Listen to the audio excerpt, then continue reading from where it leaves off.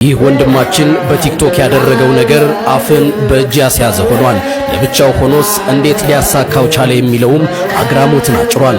ዮናታን ይትባረክ በርታ መድኃኔዓለምን ለብቻው በመሆን አስጀምሮ በመድኃኔዓለም ፈቃድ አስጨርሶታል። ይህ እውነት ላይ መስል ይችላል፣ ግን መኑኝ እውነት ነው። በዚህ ወጣት አለመቅናትስ እንዴት ይቻላል?